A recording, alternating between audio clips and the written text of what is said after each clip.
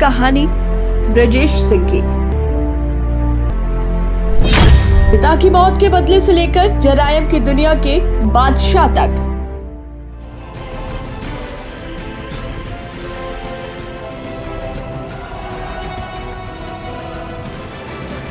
ब्रजेश सिंह की पूरी जिंदगी किसी फिल्म स्टोरी से कम नहीं है।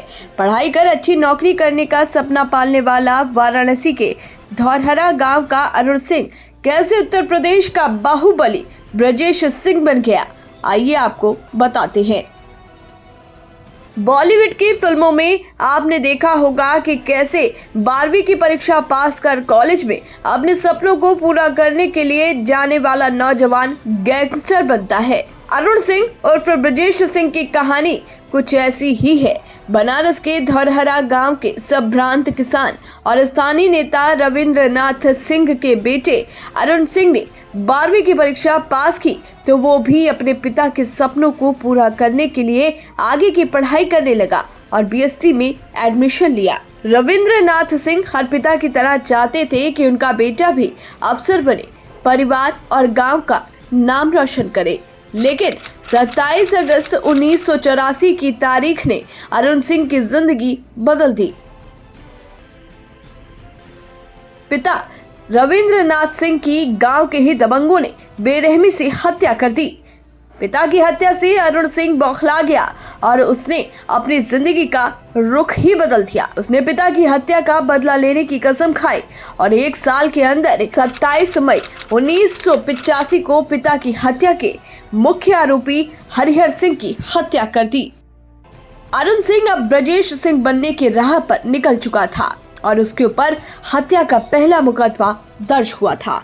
लेकिन ब्रजेश सिंह अभी पुलिस के हत्थे नहीं चढ़ा क्योंकि पिता के बाकी हत्यारों से बदला लेना बाकी था। अप्रैल 1986 को चंदौली के सिकरौरा गांव के पूर्व प्रधान रामचंद्र यादव समेत 7 लोगों की गोलियों से भूनकर हत्या कर दी गई। ये वो लोग थे जो ब्रजेश सिंह के पिता की हत्या में शामिल थे। यहाँ ब्रजेश सिंह के पिता की हत्या का बदला तो पूरा हो गया, लेकिन ब्रजेश सिंह की जिंदगी बदल गई। ब्रजेश सिंह को गिरफ्तार किया गया तो जेल में उसकी मुलाकात त्रिभुवन सिंह से हुई। त्रिभुवन सिंह ने भी अपने भाई के हत्यारों को मौत के घाट उतारा था और वो जेल में बंद था। ब्रजेश और त्रिभुवन की कहानी कुछ एक जैसी थी तो दोनों में दोस्ती भी हो गई।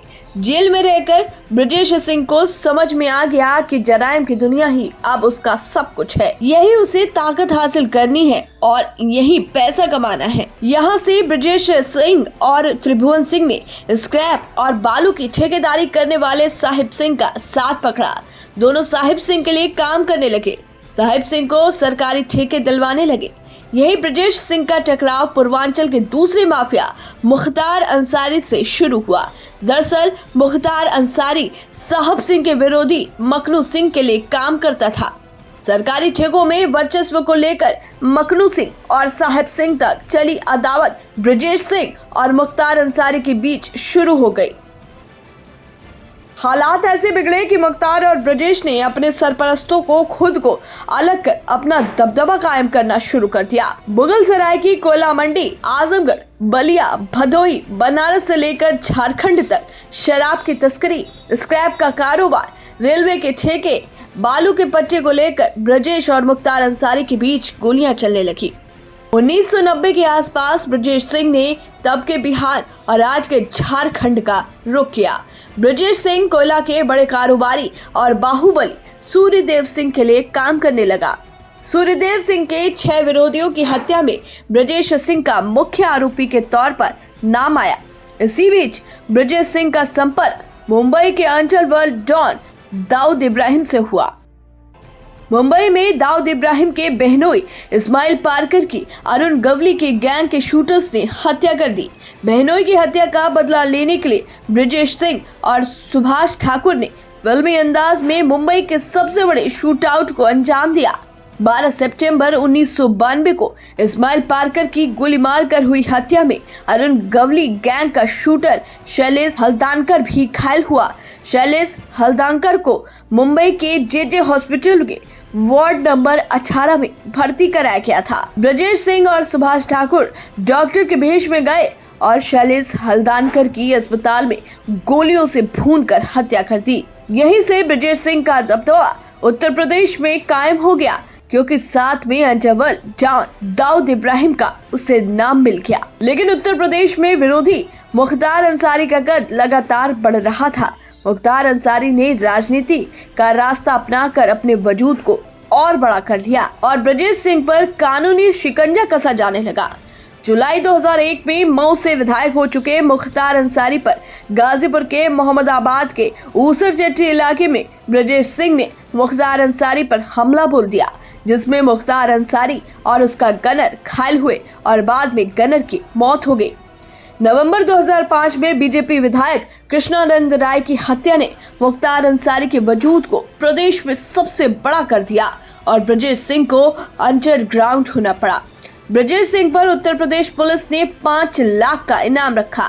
साल 2008 में दिल्ली स्पेशल सेल ने ब्रजेश सिंह को उड़ीसा के भुवनेश्वर से गिरफ्तार कर लिया।